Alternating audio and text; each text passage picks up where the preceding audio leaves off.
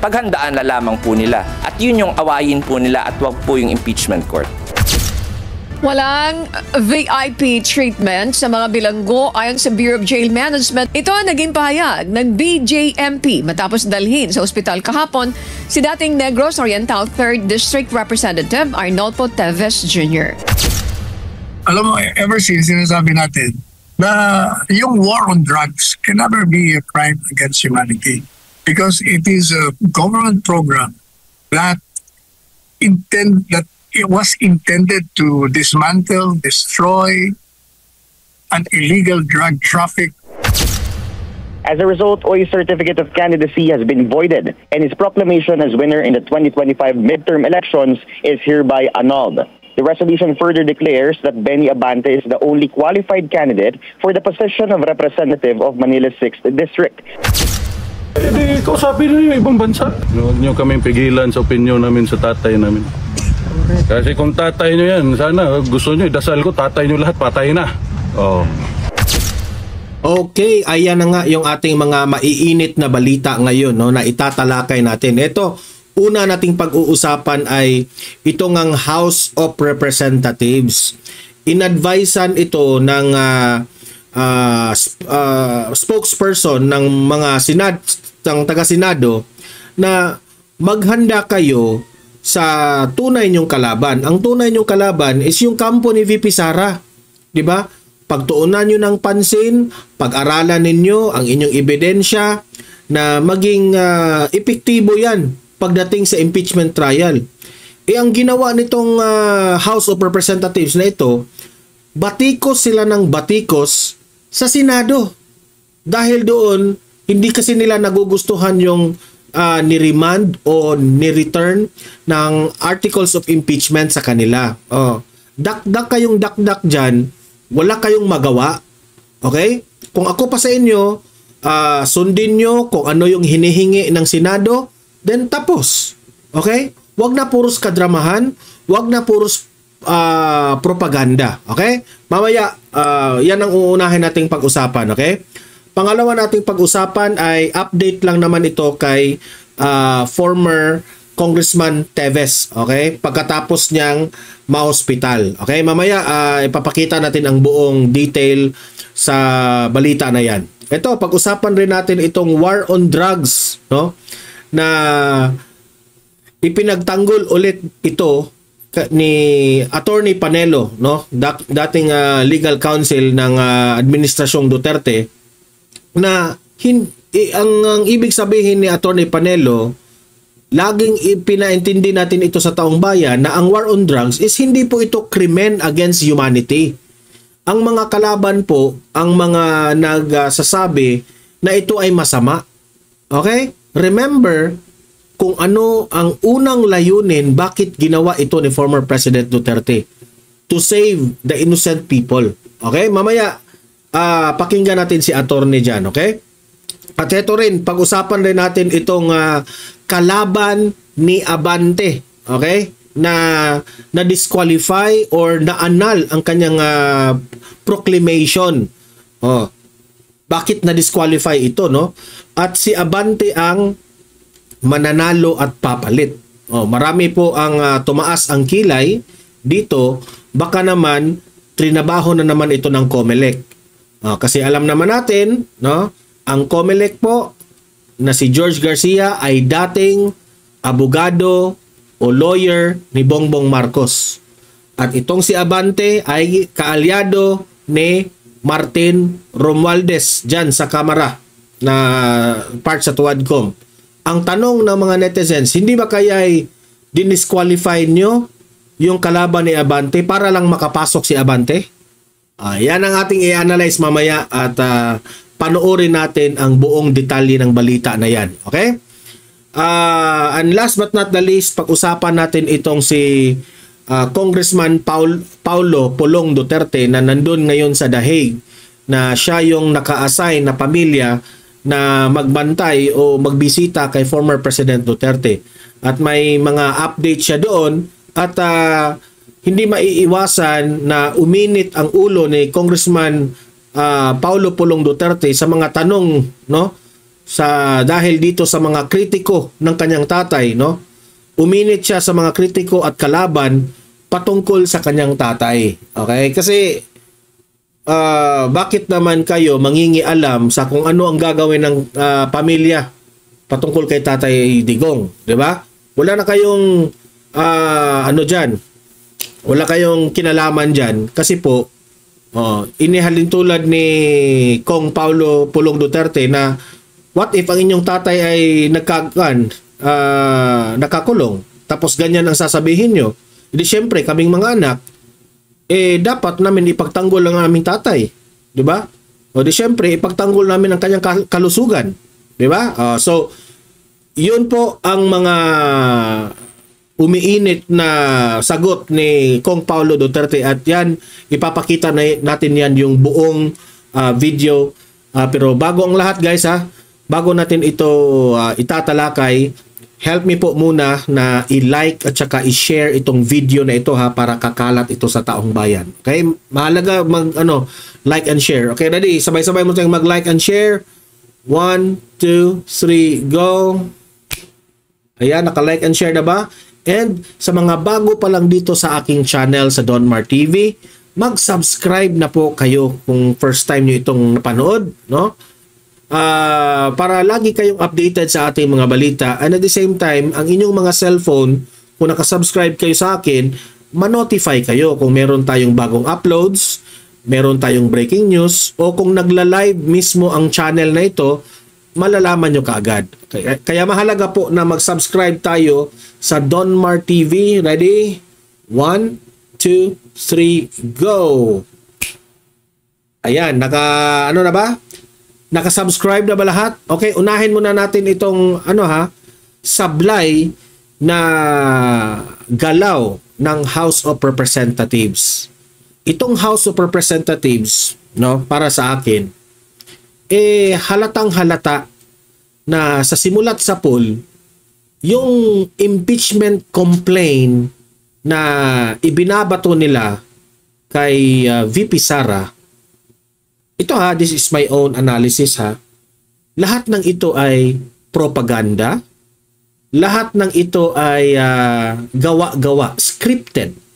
Yun ang aking sariling paniniwala dito.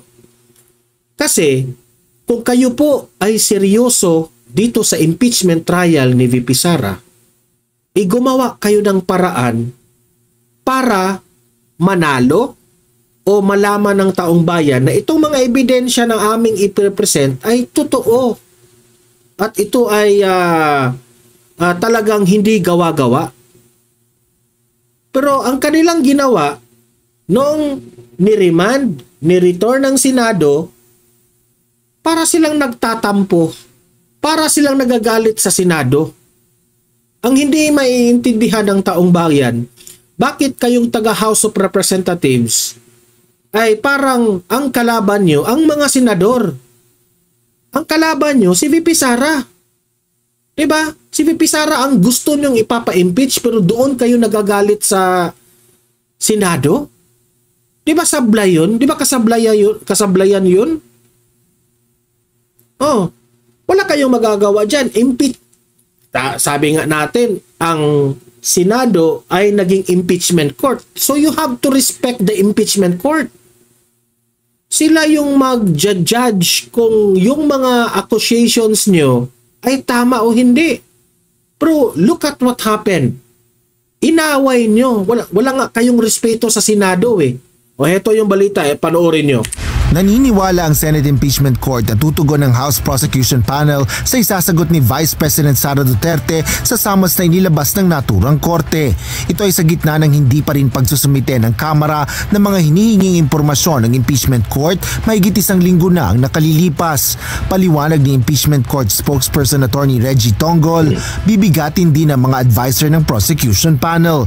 Kaya inaasahan niyang gagawin nila ang lahat ng dapat nilang gawin kapag naglabas na ang defense lawyers ng answer with affirmative defenses o motion to dismiss. I think yung hindi po nilang pagpasa ng mga kailangan po nilang i-file, I think baka strategy po nila yun. No? Hindi natin alam talaga kung ano yung tunay na dahilan, pero siguro yung mga contemporaries nyo doon sa House, dapat tanungin sila doon about that. Syempre, for me attorney I think hindi yung strategy Kasi itong mga House of Representatives, itong mga tuwadcom na ito, wala itong strategy Mga BO-BO ito No, hindi po strategy. Sa tingin ko, hindi yan strategy, kundi propaganda.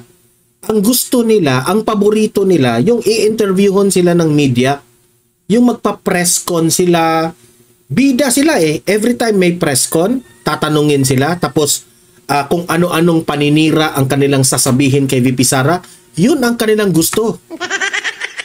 Yun ang kanilang pakay. Kasi kung ang pakay nila, totoong impeachment trial na matatanggal talaga si VP Sara, talagang trinabaho na sana nila itong pag-remand ng articles of impeachment. May hinihigi po ang kayo, mga senador, kayong mga sa Senado. Bakit ayaw nilang i-comply ang kakulangan nila? Kasi mahilig sila sa press conference. Mahilig sila yung bida sila. Di ba? Ganyan sila. Sila nangongolekta ng simpatya ng taong bayan. Nangongolekta pa kayo ng simpatya ng taong bayan? To the point na isinisuka na nga kayo ng taong bayan? Ayaw na sa inyo ang taong bayan, House of Representatives. Wake up! Gising-gising naman. As a court, we will just act based on what has been filed. Sa kabila nito, sinabi ng tagapagsalita ng impeachment court na nasa lower chamber pa rin kung magko-comply ang mga ito sa pinag-uutos ng impeachment court. Ngunit dapat muna anyang sumunod ang House bago ito magreklamo. Sinagot rin ni Atty. Tonggol ang buwelta ni Atty. Antonio Odi Bukoy, spokesperson ng House sa impeachment proceedings. Partikular ito sa isa pa ito si Bukoy. Parang feeling niya expertan rin siya Akala niya kung sino siyang magaling siya. Sabi ni Bukoy na ikakahiya ng mga bagong hanay ng mga senador. Hanggang ganyan lang kayo Mahilig kayo sa i-criticize ninyo ang Senado mga walang hiya yung mga senador, bla bla bla, kung ano-anong sasabihin ninyo. Hanggang dyan lang kayo. Puro kayo dakdak Magtrabaho nga kayo. Kung gusto nyong ma-impeach si VP Sara, kung ano yung mga papers doon na dapat yung trabahuin nyo. Puro kayo salita wala kayong gawa. Yan ang hirap sa inyo. 20th Congress ang ginagawa ng mga kasalukuyang Senator Judge. Aniya, hindi man sang-ayon ng litigant ay dapat pa rin itong irespeto ang korte upang maiwasan ang contempt order. So ano pong motibo nila by criticizing the... Ang motibo nila? Magpropaganda, magpasikat sa media. Yun ang motibo nila. Court. Dapat po yung energy po nila na pagkikriticize sa korte ay ginugugol nga po nila doon sa kanilang kalaban. Dahil hindi po nila kalaban ng korte. Ang kalaban po nila ay yung kabilang party. Correct. Tama talaga itong sinabi ng spokesperson ng Senado. Diba? Ang tunay na kalaban ninyo House of Representatives, si Inday VP Sara. Ang bobo ninyo Aawahin.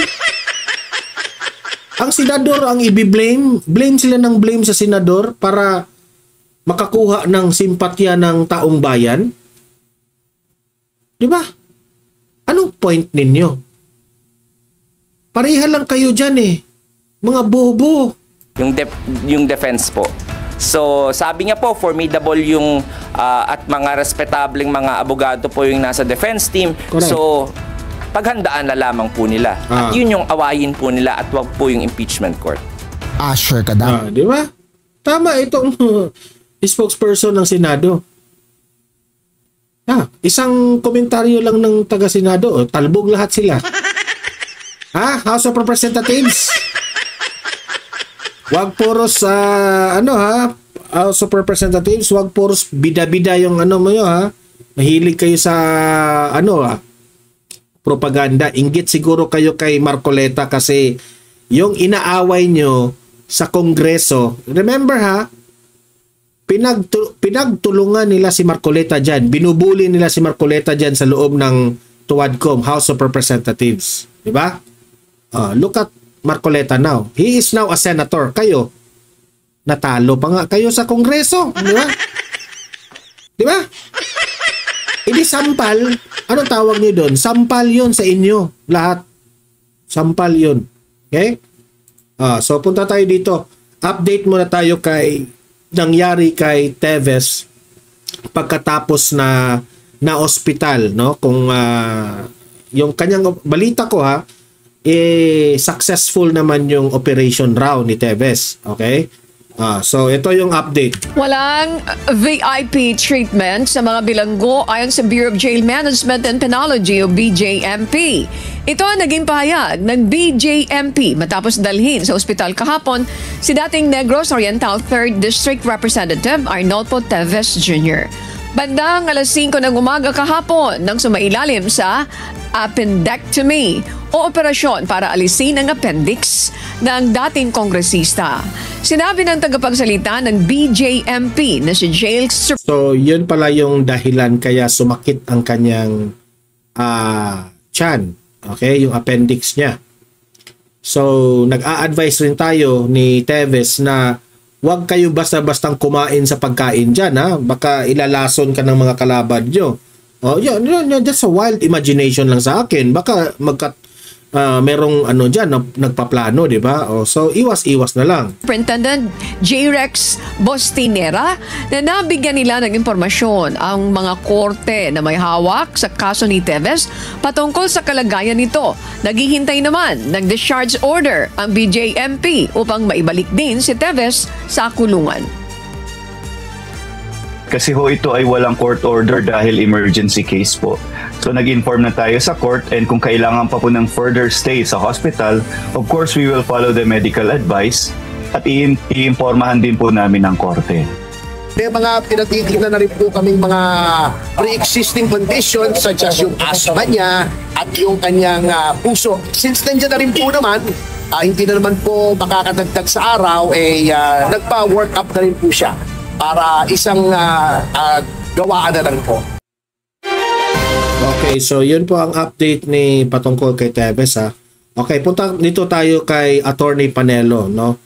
Na still in-explain ito ni Attorney Panelo na ine-emphasize niya sa taong bayan na ang war on drugs hindi po ito krimen, kundi gobyerno po ito na nagpapatupad na i-secure ang ating mamamayang Pilipino dito sa mga lulong. Okay? Mga lulong. Pinoprotektahan yung mga inosenteng tao dito sa mga sira na ang utak. Yun ang pulot dulo, di ba? So, itong war on drugs na ito ay programa po ito dati ng Administrasyong Duterte. Ito, panoorin natin. Muling dinepensahan ni Attorney Salvador Panelo ang kampanya kontra droga ni dating Pangulong Rodrigo Duterte kasabay ng kanyang suporta sa panawagan ni Vice President Sara Duterte na isaalang-alang ang kalusugan ng dating Pangulo para sa kanyang pansamantalang paglaya mula sa ICC. Si Carlo de la Peña magbabalita. Sa gitna ng patuloy na investigasyon ng International Criminal Court o ICC sa umano'y crimes against humanity kaugnay ng war on drugs ni dating Pangulong Rodrigo Duterte, iginiit ni dating Chief Presidential Legal Counsel Attorney Salvador Panelo na hindi ito dapat ituring na krimen. Alam mo, ever since sinasabi natin na yung war on drugs can never be a crime against humanity. Kasi actually, ang mga kalaban, yung mga dilaw laman ang nag-imbento niyan na ang war on drugs ay isang krimen. Sila ang nag-imbento dyan. Di ba? Pero para sa mamamayang Pilipino, para sa taong bayan, ito po ay safeguard sa atin. No? Dahil nga dito sa war on drugs, marami pong mga kababayan natin na free from the krimen. Okay? Yung mga inosenteng bata, dati. Di ba? sila yung pangunahing nabibiktima dito sa problemang ito dahil example, yung kanilang tatay, lulong na, sira na yung utak. Kapag sira na yung utak, hindi na alam kung anong yung ginagawa ng tatay, o ayan, pinaggurgur yung kanyang pamilya. Kawawa yung bata. Example lang yan, ha?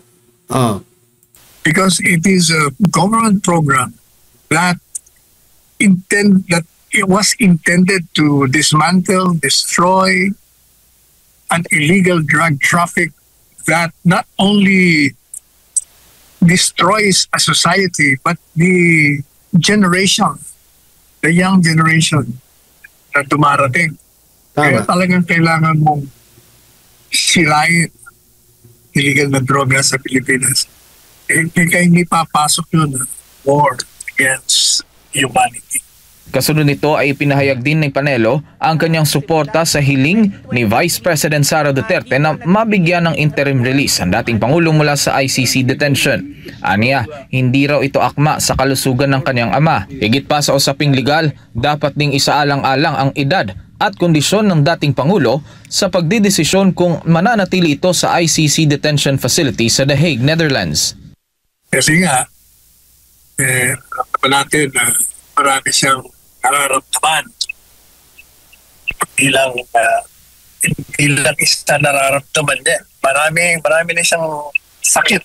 Sakit ng ordinaryong 80-year-old plus yung mga dati niya pang kapansanan. Nakuha niya sa torsiklo, kanyang Berger's disease. Marami siya. I don't think na yung facility ng detention can provide him with the medical needs na kailangan niya. Matatandaang ipinanawagan ni Vice President Sara Duterte ang hirit ng defense team ni dating Pangulong Duterte para sa interim release nito.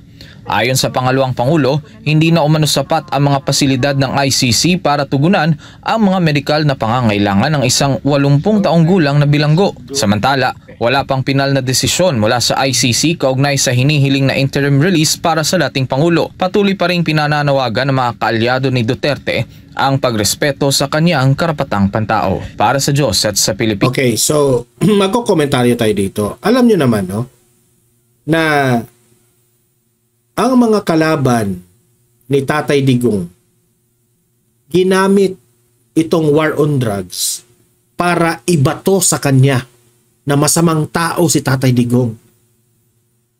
Yung war on drugs na yan, kasabwat si Tatay Digong.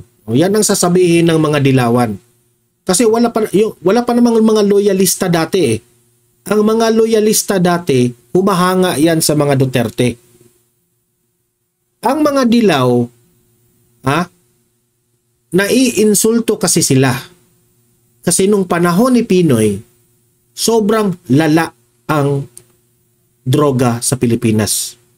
To the point na bumagsak yung ekonomiya sa bansa natin, sa Pilipinas, dahil wala nang gustong mag-e-invest dito sa loob ng Pilipinas kasi natatakot rin eh. Itong mga dilaw na ito, noong si Tatay Digong ang naging presidente, napahiya sila sa performance ni Tatay Digong. Napahiya sila. Kasi sobrang galing ni Tatay Digong eh. Sabi niya, within 6 months, I will eradicate this problem. Pero sad to say, hindi niya nagawa ng 6 months. Kasi buong akala niya, ganito lang kaliit yung problema natin sa war on drugs. Parang kaya lang niya. Hindi niya pala inakala na sobrang lumawak na ng lumawak hanggang ang problema natin kasi pati itong mga ibang sa mga dayuhan nag-i-import na dito o nag-i-export, import-export. So, talagang nagka-problema siya. Pero at least, by pushing sa kanyang sarili na gagawin ko itong 6 months, syempre, na-emphasize na marami talagang mga lulong, marami talagang nagbibenta, at marami talagang lumalaban. Kasi nga, sobrang lala na eh. Diba kung maalala natin, sila na nga yung mga kakompetensya sa mga nagbibenta, sila na yung nagpatayan sa streets. Hindi nakasali ang mga pulis. Because at that time, sobrang ginigipit na ni Tatay Digong. May tokhang pa nga, di ba? Pero, ang itong mga kalaban sa politika, wala silang ibang paninira kundi itong war on drugs. Sasabihin nila na hindi ito maganda. Siniraan nila na itong programa ni Tatay Digong, nakakasama ito sa humanity. Ito nakakasama. Yan ang lagi nilang bini-brainwash sa taong bayan. Meron namang naniniwala. Hindi siyempre, yung mga talagang mga tagahanga sa mga dilaw, hangang-hanga sa kanila. Totoo yun. Kriminal si Tatay Digong. Ganun, ganyan, mamamatay tao. Pero ang hindi nila alam, karamihan sa mamamayang Pilipino, sa taong bayan, ramdam ang ginawa ni Tatay Digong. Meron pa ngang mga yung umaamin sila na dati yung kanilang mga asawa lulong na lulong. Nung panahon na si Tatay Digong ang presidente, nagbago sila. At yung pamilya nila naging okay. Kasi ang hindi nila maiintindihan, kapag sira na yung utak, sira rin ang pamilya. Yan ang araw-araw na ini-explain ni Tatay Digong sa kanyang press con. Lagi na yung ine-emphasize na masama talaga itong droga na ito. Pero itong mga dilaw na ito na walang pakialam sa kalagayan ng bansa natin, pamumulitika lang ang kanilang alam. Bira lang sila ng bira kay Tatay Digong. Siraan lang nila ng siraan si Tatay Digong. Si Tatay Digong naman, hindi niya iniisip ang kanyang kaaway sa politika. Ang kanyang iniisip, ang taong bayan. I have to do this. Bahala na yung mga nagkriticize dyan. I have to do this. Kung maraming magugurgur, maraming magugurgur. Dahil I will eradicate. Lilinisin ko buong bansa para sa taong bayan. Kasi kung hindi ko ito gagawin, malayo ang Pilipinas ng 2-3 taon, magiging narco state tayo. Yan ang sabi niya. Imagine we are a magiging narco state tayo. Pasalamat nga itong administrasyong Marcos Pasalamat sila dito kay Tatay Digong Kasi nung umupo na si Bongbong Marcos, at least wala na problema si Bongbong Marcos. Ang gagawin na sana na ni Bongbong Marcos ay uubusin na lang niya nung natitira. Paano yan? Relax lang siya. Wala siyang ginagawa. Hindi niya diniin ang problema na yan. Unti-unti na namang bumabalik yung problema na yan. Di ba? Yan ang hindi nila maintindihan Sara Duterte na mabigyan ng interim relief. So, yan kaya tayong taong bayan, huwag kayong maniniwala na sasabihin ng mga dilaw na masama ang war on drugs.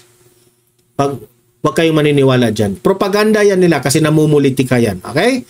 Punta tayo dito sa next topic natin na akala natin natalo na si Abante. Yun pala, si Abante pa rin ang mananalo dito dahil yung kalaban ni Abante na disqualified di umano o na-annul ang kanyang proclamation. Gaano ba ito katotoo?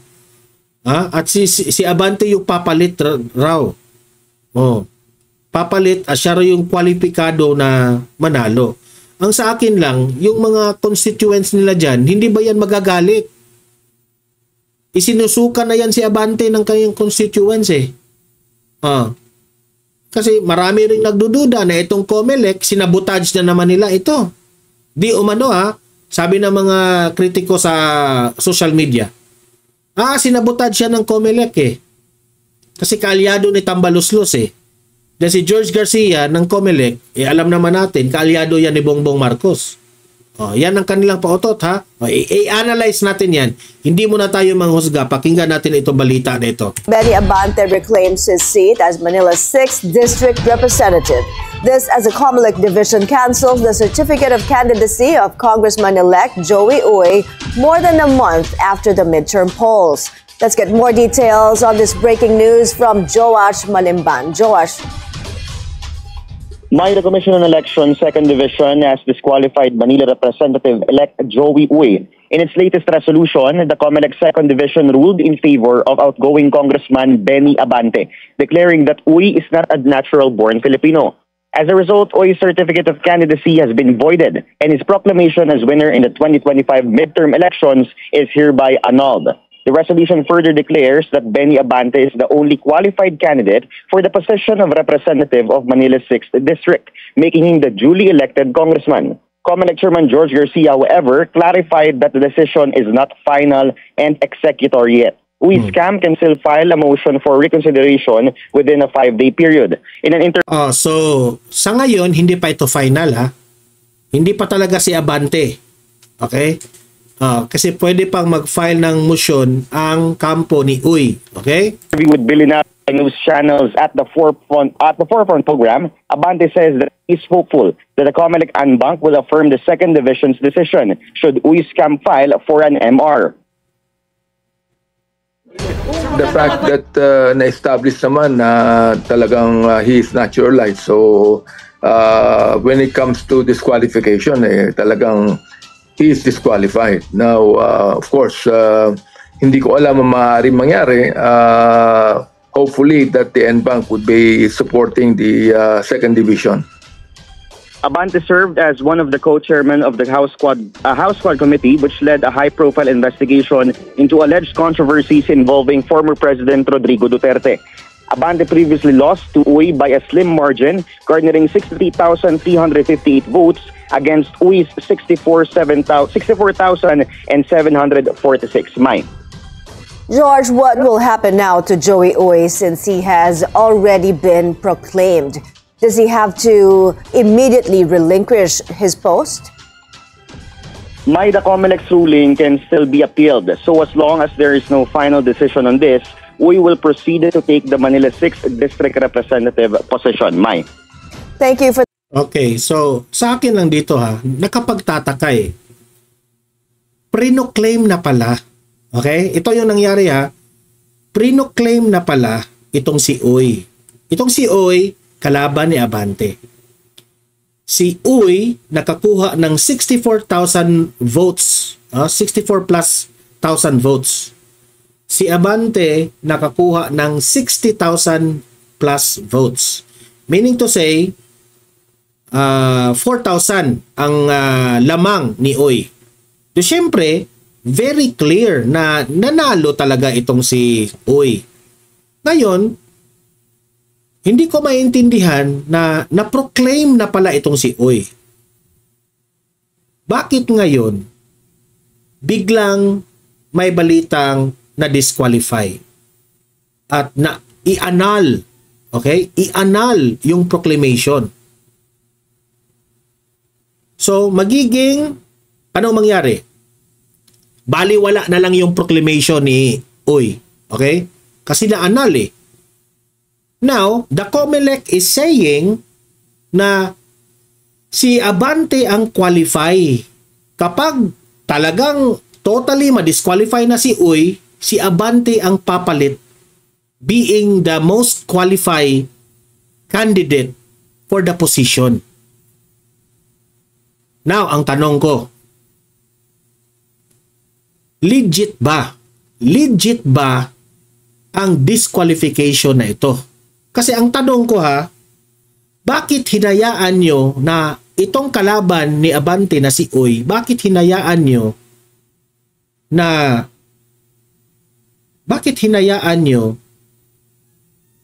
he will go through to an election? Bakit noong nag-file pa siya ng kanyang candidacy, bakit hindi siya doon na disqualify? Di ba? Ganon. Ako, analysis ko doon. Kumpiyansang-kumpiyansa sila na mananalo itong si Abante. Okay? Kasi sabi ko dito, kung talagang totoo na meron talagang nilabag sa rules and regulations sa COMELEC itong si Uy, dapat noon pa, nung nag-file siya ng kanyang candidacy. Ang tawag nyo dito, pinaasa ninyo yung tao. Natalo niya itong si Abante. Natalo niya itong si Abante, tapos 4,000 yung margin, so siyempre, panalong-panalo. Pagkatapos, pre-claim nyo pa. Pagkatapos yung pre-claim, in-announce nyo na disqualify kasi nagka-problema sa kanyang citizenship. Oh, ganun. Sinong hindi, ang taong bayan, sinong hindi magagalit? Magagalit talaga yan. Baka sasabihin na naman yan, si Abante, finorce yan na manalo kasi malapit yan sa kay speaker. At si speaker, pinsan yung presidente. Yung presidente, dating abogado niya yung nasa COMELEC. Ganun yung takbo ng utak ng tao. Ganun po ang magiging takbo. Pero ang sabi dito, pwede pa namang mag-appeal itong si Uy. Okay? Pero klarong-klaro na itong si Abante natalo dahil ayaw na ng taong bayan. E di syempre, nasira ang kanyang pangalan dahil kinontra niya ang mga Duterte. Ang hindi in-expect ng COMELEC na matalo itong si Abante. Diba? Hindi nila in-expect yun. Ngayon, baka sasabihin ng taong bayan, ito lang po ay analysis lang This might be wrong, this might be correct, pero posible itong mangyari, okay? Baka may under the table na naman na mangyayari. Baka baka hindi natin alam sasabihin na baka naman palusutin natin itong si Abante. Anyway, 4,000 lang naman ang lamang. Ganyan. May kapangyarihan tayo part ako sa kaalyado ako ni Martin Romualdez. Baka Martin Romualdez patulong naman dyan. Don't worry. Tatawagan ko si Bongbong Marcos. Bongbong Marcos, may magagawa ba tayo dito? Ipasok natin ito, i-disqualify natin yung kalaban ni Abante. Sasabihin naman ni Bongbong Marcos, ay walang problema yan. Hawak ko liig ni George Garcia. Sige, George, gawan mo ng paraan yan. Pwedeng ganun ang mangyari. Pwedeng ganun ang iisipin ng taong bayan. Pero I'm not saying na yun talaga ang nangyari pero pwedeng ganun po ang mangyari. Diba? So sabi ko dito, COMELEC, ano na ba kayo? Ang daming reklamo ninyo. Ngayong election na ito, ang daming reklamo. Diyan pa lamang sa Duterte Youth Party List. Kasi kung makikita nyo ang pattern ngayon, kung makikita nyo ang pattern, mukhang trinabaho nyo ang mga kaalyado ni Tatay Digong. Di nyo pinapasok ang Duterte Youth Party List. Ang kaalyado ninyong si Abante, pilit nyong pinapapasok ngayon. Pilit nyong dinisqualify si Uy. Okay? Hindi ko pa naman alam ang tunay na technicalities dito kasi baka naman siguro itong si Uy ay talagang disqualify. Okay? Talagang hindi siya Filipino citizen o ano man ang kanyang talagang nilabag. Hindi ko lang alam. O baka pinupolitika na naman ito. Diba? Pinaasan nyo ang tao kayo mga audience ko dito, kayo nang humusga dyan. Kayo nang humusga, karapat-dapat ba ang posisyon na ito kay Abante? Dapat bang siya ang ipasok dyan? At siya na rin ang maging congressman? Well, kayo nang humusga, alam nyo naman, ang takbo ng politika, kung hawak ka na sa leeg, merong magagawa. Yan. Ay nako, ganyan po kadumi ang ating politika ngayon. Okay, punta tayo sa last topic natin. Congressman Pulong Duterte uminit dito sa mga kritiko at ang mga kalaban ng mga Duterte patungkol sa kanyang tatay. Ito po, panoorin natin. Sa ika-100 araw mula nang makulong sa International Criminal Court si dating Pangulong Rodrigo Duterte, iginiit ni Davao City 1st District Representative Paulo Duterte na hindi kriminal ang ama. Sa pahayag ng kongresista, sinabi niyang mag-isang naghihirap ngayon ang dating Pangulo. Masakit daw para sa kanya ang tinamong kawalan ng katarungan ng kanyang ama. Nito lang isang linggo umapila ang kampo ni Duterte ng interim release para matapos pumayag umano ang isang bansa na kupkupin ang dating Pangulo. May sagot naman ang kongresista sa mga kumukondena dito. Di kausapin nyo yung ibang bansa. Huwag nyo kaming pigilan sa opinion namin sa tatay namin. Kasi kung tatay nyo yan, sana gusto nyo, dasal ko, tatay nyo lahat, patay na. Oh. Huwag kayo makialam kung anong gusto namin lumabas sa bunganga namin. Ano ba tayo? Demokrasya to Mga kapatid. Okay, so yun, ganun po kagalit si Pulong ha. Kasi ito naman kasing mga kalaban ng mga Duterte, pumapalag sila ngayon dito sa interim release ni Tatay Digong. Pumapalag sila na merong bansa na kukup-kup kay Tatay Digong. Kasi hindi po possible na babalik si Tatay Digong sa Pilipinas eh. Ang requirement kasi ng ICC, ibang bansa. Okay? Na may kinaugnayan sa ICC rin. Hindi ko lang alam kung anong term yun na, nakalimutan ko. Basta merong bansa na willing mag-welcome kay Tatay Digong, okay. Ngayon, itong mga kalaban ng mga Duterte, hindi nila nagugustuhan itong interim release. Kung ano-ano ng kanilang mga sinasabi. Pinagdidiktahan pa nila itong mga ginagawa ng mga anak ni Tatay Digong. Bakit raw ganyan? Bakit raw talagang pinagpipilitan na ma-release si Tatay Digong? Kung ganyan. Hindi syempre nagalit itong si Kong Paulo Duterte. Sabi ni Kong Paulo, wag nyo kaming pigilan sa anong gusto naming mangyari sa aming tatay. Tatay namin yan eh. Gusto namin bilang mga anak, gusto namin nasa mabuting kalagayan yung aming tatay. Yan ang ibig sabihin ni Kong Pulong. Okay? Kayong mga nagkri-criticize ni Duterte, kayong mga nagkri-criticize sa mga anak ni Duterte, meron rin kayong mga tatay, di ba? Kung babalik ta rin natin yung usapan, yung tatay nyo nakakulong, tapos may sakit, tapos gumawa kayo ng paraan para maging mabuti ang kalagayan ng tatay nyo, tapos sasabihin namin, ay bakit nyo ginagawa yan?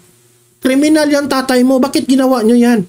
Oh, anong mafe-feel ninyo? Di ba masasaktan rin kayo? Kaya kayo, bago kayo mag-criticize sa mga anak ng mga Duterte, bago kayo mag-criticize sa anak ni former President Duterte, isipin rin ninyo na meron kayong tatay at nanay. Meron din kayong pamilya. Okay? Kasi kayo naman talagang mga dilawan kayong mga kontra sa mga Duterte. Mga hipokrito kasi kayo. Sarili lang ninyo ang iniisip ninyo. Tingnan natin yung mga leaders ng tingnan niyo yung mga leaders ng mga dilaw. Wala namang ibang yang inatupag kundi magkaposisyon sa gobyernong ito. Anong gagawin nila na magkaposisyon sa gobyerno? Siraan lang ng siraan ng mga Duterte. Dahil itong mga Duterte na ito yung sumira sa aming political career. Kasi napahiya kayo. Hindi kayo lumaban ng patas kay Duterte. Si Duterte lumaban ng patas. Binoto yan. Kinalaban kayo ni Duterte by the votes of the Filipino people. At siya po ang hinihalal, siya po ang pinili ng taong bayan na manalo against you, mga dilawan. Pero kayo, anong ginawa nyo ngayon? Gusto nyong manalo? Gusto nyong manalo by deleting Duterte gamit itong ICC. Lumalaban ba kayo ng patas? Lumalaban ba kayo ng fair and square kagaya ng mga Duterte? Hindi. Lumalaban kayo ng pamumulitika, propaganda. Ganyan kayo eh. Ganyan kayo. Pero itong mga Duterte na ito, lumalaban ito ng patas. Sabi pa nga nila, kung ang taong bayan magde-decide na ayaw na sa amin, then we will step down. ihinto namin itong politics namin. Pero kayong mga dilaw, wala na kayong ibang ginagawa, ha? I-impeach si BP Sara, ipahuli sa ICC, gagamitin ang Marcos administration para gipitin ang mga Duterte, para gipitin ang mga kaalyado ng mga Duterte. Ganyan kayong mga dilaw. Kayong mga nanonood ngayon dito sa aking channel, ha? Meron kayong mga kamag-anak, isa-isa. Meron kayong mga kaibigan, isa-isa. Kayo po ang instrumento para ipaabot sa kanila, sa inyong pamilya at mga kaibigan, na ganito na po ang nangyari ng bansa natin. Meron tayong matinong leader na gustong itagumpay ang ating bansa, pero hindi yan binabara ng mga kalaban dahil sila ang gustong umupo. That's greed of power, ika nga. Gagawin nila ang lahat. Bahala na kung ano ang hitsura, kung ano ang magiging mukha ng bansa natin, basta makapasok lang sila dahil the greed of power and money. Okay? So, libre po kayong mag-comment, mag-react sa mga pinag-usapan natin at usap-usap po tayo sa comment section. Okay? Guys, please like and share this video para kakalat ito sa taong bayan, and subscribe sa Donmar TV para lagi kayong updated. Okay? Meron tayong pangalawang channel, Donmar TV, Balitang Totoo. Subscribe rin kayo doon. Ang dami nating mga videos doon na hindi nyo mapapanood dito sa channel na ito. Okay? Sa mga audience ko dito sa Donmar TV, thank you very much. See you in my next video. Have a great day. Have a great night. God bless po sa ating lahat. Mabuhay ang Pilipinas, and God save the Philippines. Bye-bye.